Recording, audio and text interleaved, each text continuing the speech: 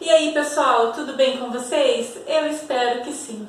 Bom, eu sou a professora Ana Paula Mendorfer e esse é o Logos Reis. E hoje eu falarei sobre a trilogia De Volta para o Futuro, o clássico De Volta para o Futuro. E claro que farei uma relação com as viagens no tempo. Então, não sai daí! A trilogia De Volta para o Futuro começou em 1985, foi o primeiro, em 1989 foi o segundo, em 1990 foi o terceiro. E tem como protagonistas principais o Marty McFly e o Dr. Emmett Brown. Mas tem uma figurinha que a gente não pode deixar de esquecer, né? Que é o Einstein, o cachorrinho do Dr. Emmett Brown. Olha ele aí. E aí, gente, vamos ver o que esses três aprontaram nesses três filmes? O primeiro filme começa com as aventuras de Marty McFly e o Dr. Emmett Brown. Na verdade, eles já têm uma amizade de longa data, né? Porque assim, ao que parece, o McFly é o único que acredita nas coisas que o doutor faz, porque ele é visto como um lunático, apesar de ser um grande cientista, um gênio, né? Ele é visto como um lunático pelo resto das pessoas e eles têm uma amizade bastante estreita, então toda a engenhoca que o doutor produz, ele chama o McFly para ele dar uma olhada, tá? Fora isso, o McFly é um rapaz que estuda no ensino médio e que carrega consigo um rótulo que não é dele, que na verdade não é exatamente dele, eu quero dizer, né? Na verdade é do pai dele. Porque o pai dele é visto como um cara, digamos assim, medroso, porque desde a sua juventude ele fica às voltas, fica como se fosse cão e gato, às voltas com o valentão da turma, que seria o Biff, esse cara aí, que na verdade não poupa esforços para transformar a vida do McFly, do George McFly, né, o pai do Marty, num verdadeiro inferno. E claro que assim, aquele rótulo passou para o McFly, passou pelo McFly Jr. no caso, né? Ele não é Júnior, mas o nome dele é Marty McFly. Enfim, aí ele chegando na escola também, o diretor da escola também trata ele da mesma forma que tratava o pai dele, então aquilo deixa ele um pouquinho chateado, não fosse os carinhos e consolo da sua bela namorada Jennifer. Tanto é, gente, que o Marty, ele tem um sonho de ser músico. E assim, começa, na verdade o filme começa assim, ele se atrasando já para a escola, né? Aí ele levando uma carraspana do diretor e naquele mesmo dia tem audições para quem quisesse ser músico, né? Para as pessoas que tivessem suas bandas, né? No caso, o Marty é um deles, mas o diretor já avisa ele que acha que ele não iria ter sucesso na sua empreitada. E não é que ele não tem mesmo, mas enfim, naquele mesmo dia, o Dr. Brown chamou o McFly, chamou o Marty, mais à noite, assim, e disse que queria encontrá-lo num shopping, porque gostaria de mostrar a sua grande invenção. Aí, o Marty, como nunca deixa o seu grande amigo, né, em apuros, ele vai. E eis que está lá o Dr. Brown e o cachorrinho, o Einstein, que eu estava falando antes para vocês, que é uma figurinha que não podia deixar de ficar de fora, né? E aí o doutor mostra para ele um carro, DeLorean, eu acho que é assim que se fala, que seria o carro que foi transformado na máquina do tempo. Marty fica um pouco cético, vamos colocar dessa forma, e bastante curioso. E como o doutor pediu para para ele levar filmadoras e filme, para que ele filmasse tudo. Então o Marty começa, né, a filmar tudo, e a primeira viagem, assim, de forma instantânea, o Dr. Brown, ele faz um experimento com o próprio Einstein, né, mas coisa de 1 minuto, assim, e ele vai de 1 minuto para o futuro, tá? A máquina serve justamente para isso. Esse era o propósito da máquina, segundo o Dr. Brown, era viajar para o futuro. Mas acontece, gente, que uma tragédia se sucede, que o Dr. Brown não consegue fazer essa viagem e cabe ao Marty viajar. E como o Dr. Brown estava fazendo alguns experimentos para o Marty, mostrando para ele como funcionava ali pelo retrovisor, que tem uma espécie de relógio, né, de tempo para onde você quer ir, seja para o passado, seja para o futuro, ele tinha posto uma data de 1955. E aí o que acontece? O Marty, ele não tem tempo, quando ele entra naquela máquina de forma muito apressada, ele não consegue mudar aquela linha de tempo. E aí vez que ele vai para 1955, onde ele encontra nada mais, nada menos que os seus pais jovens. E aí ele descobre uma série de coisas, projetos e sonhos do seu pai, a maneira como a Lorraine, né? Na verdade a mãe dele, assim, como mãe dele, uma senhora em 1975, se mostra muito recatada, muito rabugenta, mas em 1955 não é nada daquilo. Acontece, gente, que ele faz algumas coisas que acaba que quem conhece a mãe dele acaba sendo ele. E para ele evitar algumas coisas, ele tem que fazer com que o pai e a mãe dele se encontrem. E no meio disso tudo tem o Biff jovem que está ali correndo atrás deles, como eu falei para vocês, feito cão e gato, e ainda tentando correr atrás da Lorraine. Isso. Gente, mas ainda bem que o Marty sabe que é sempre possível encontrar o Dr. Brown.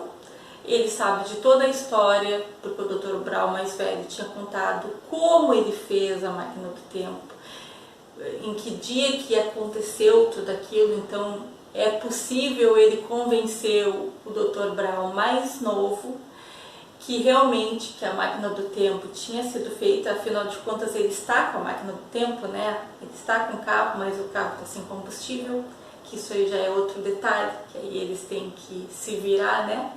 Mas a primeira coisa que eles têm que fazer é rearranjar as coisas para que a sua própria mãe não se apaixone por ele, e sim pelo seu pai, George McFly. O primeiro filme, é basicamente essa história, esse jogo de cão e gato com Biff, e a empreitada do McFly filho, né, o Marty, ter que voltar para casa para 1985, mas antes disso juntar o seu pai e a sua mãe, George e Lorraine, para que ele e seus 2 irmãos finalmente nascem. No segundo filme, eis que está a Jennifer, a namorada do Marty, juntamente com ele, né? E os dois vão sair para passear e estão muito felizes, porque afinal de contas as coisas estão dando certo. E eis que aparece o Dr. Brown, dizendo que eles têm que voltar para o futuro, ir para 2015, para evitar uma tragédia familiar deles, no caso, por conta dos filhos do Marty, principalmente por causa do filho menino dele, tá? E eis que Marty fica meio apreensivo, e o que fazer com a Jennifer? Bom, Dr. Brown disse que tudo bem. Como aquilo dizia respeito também à sua família, porque os dois casaram no futuro, que ela poderia ir. Mas no meio da viagem a Jennifer fala tanto e quer saber de tantas coisas que o Dr. Brown dá um sonífero a ela e a deixa ao lado de uma lata de lixo quando chegam finalmente em 2015. Aí, pessoal, eu não preciso dizer para vocês que mais confusões ocorrem. O filme inteiro. Mas, finalmente, tudo dá certo. E no terceiro filme, Emmett Brown está no século XIX, em 1875, no Faroeste, lugar que, segundo ele, era o sonho de sua vida, de conviver e viver lá. Mas acontece que ele, mesmo mandando dizer para o Marte que não gostaria que o Marte fosse pegá-lo, fosse salvá-lo, vamos dizer assim, segundo ele não precisa ser salvo, uma tragédia acontece e o Marte, juntamente com o Dr. Emmett Brown de 1955, descobrem que não poderiam deixar o Dr. Brown em 1875, porque senão consequências catastróficas e irreversíveis iriam acontecer ao longo do século, ao longo do tempo e até as suas chegadas em 1955. Vamos dizer assim que muito provavelmente não haveria nem as viagens no tempo, se é que vocês me entendem. O nível de catástrofe seria nesse nível. E é isso que o Dr. Emmett Brown faz de tudo para fazer com que o Marte volte então para 1875, e eu já estou começando a rir, porque quando ele volta para 1885 ele não tem um nome para dizer, né? E aí ele diz que o nome dele é o Clint Eastwood, né? Aquele famoso diretor e ator norte-americano. Coisas de Marte. Ele fez referências a vários atores, a vários personagens famosos ao longo desses 3 filmes. Ele fez referência ao Darth Vader também, do Star Wars. Ele fez referência ao Star Trek também, e entre outras, né? Foi o filme, os 3 filmes, vamos colocar assim, fizeram muito boas referências e repetiram algumas cenas também. Teve uma regularidade em algumas cenas que, para quem não assistiu ainda, vocês vão ver que é bem legal. E eu acho que eu mostrei para vocês mais ou menos, né, as capas dos filmes. O filme 1 é esse, o filme 2 é esse, o filme 3 é esse. Acredito que eu não tinha mostrado ainda, né, gente? Então, no Faroeste, outras aventuras acontecem. E uma aventura maior ainda, porque o Dr. Emmett Brown finalmente, ou está quase encontrando a sua cara metade. A Doce Clara, que é uma professora inteligentíssima, cientista, assim como o Dr. Emmett Brown. O terceiro filme é muito bacana, mas mais bacana ainda é acompanhar os 3, 1, 2, 3. Mas o que eu gostaria de falar agora para vocês sobre essas viagens no tempo, né? Eu gostaria de questionar, será que há paradoxos nas viagens no tempo? Na verdade, eu nem vou discutir essas questões dos paradoxos, porque assim, os 3 filmes tiveram alguns errinhos de continuação. Se vocês procurarem em qualquer site, vocês vão achar, e não é isso que eu quero discutir. Muitos cientistas, muitos físicos, matemáticos, né, inclusive, costumam dizer que as viagens no tempo seriam impossíveis, porque seria impossível formar paradoxos. Mesmo porque o grande erro, né, nas viagens do tempo está justamente em ultrapassar as leis da física e da lógica. E também tem mais uma questão, né, gente? Se nós quiséssemos evitar alguma coisa do passado, vamos colocar assim, evitar a guerra no passado. Aí vamos dizer que a gente, desse ponto que nós estamos agora, viajássemos para um ponto onde seria crucial para a guerra iniciar. Tá, viajamos e vamos dizer que a gente evite que a guerra inicie.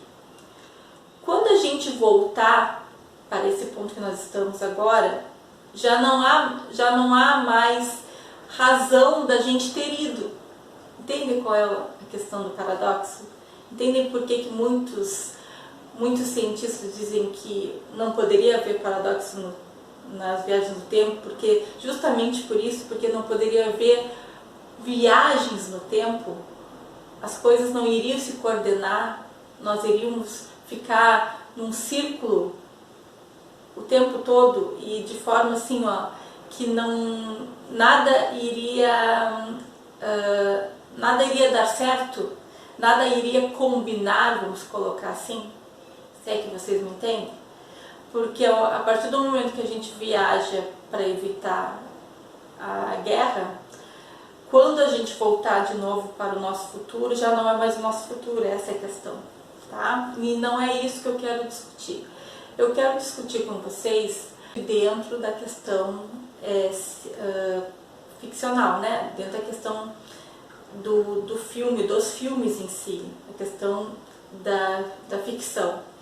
No caso da ficção, que é mostrado nos filmes, nas viagens no tempo, assim, De Volta para o Futuro, é que o futuro ele não está pronto, ele não está desenhado, como o Dr. Emmett Brown fala até em outras palavras, certo? Mas que o passado ele pode mudar a partir das escolhas das pessoas. Então, o que isso transparece? Que a cada escolha que tu fazes, dependendo da escolha que tu fazes, aquilo pode mudar, esse evento pode mudar, a tua atitude, a tua ação dentro dessas escolhas podem mudar e aí sim poderia mexer no futuro. Mas essas escolhas, quando a gente fala em escolhas, a gente pode falar assim, ó, numa pequena escala e não numa grande escala. No filme é mostrado, ao que parece, pequenas escalas, mas depois se torna em grandes escalas. Porque, por exemplo, no filme 2 mesmo, um dos eventos que ocorre muda tudo, muda toda uma sociedade. E o Marty, ele tem que correr contra o tempo para fazer com que para impedir com que pessoas que ele ame morram, por exemplo, né? E impedir que uma situação pior aconteça, e aquilo iria acarretar na vida de toda uma cidade. O que os cientistas, né, dizem que a viagem no tempo não seria possível, né? Uma das razões seria por causa disso, porque uma única pessoa não poderia mexer tanto assim no tecido do tempo, vamos colocar assim, ao ponto de mudar uma cidade inteira. Então o que eu queria trazer para vocês é isso. É assim, ó, que pequenas escolhas até pode ser que nós possamos mudar o futuro a partir de uma pequena escala. Mas em grande escala não seria possível, né? Não é mesmo? O que vocês acham disso? Bom, a princípio é melhor a gente ficar só no mundo da ficção, né? Porque na vida real, viagem no tempo, tá muito complicado, né, gente? Complicado de entender teoricamente. Imagine real, de forma real.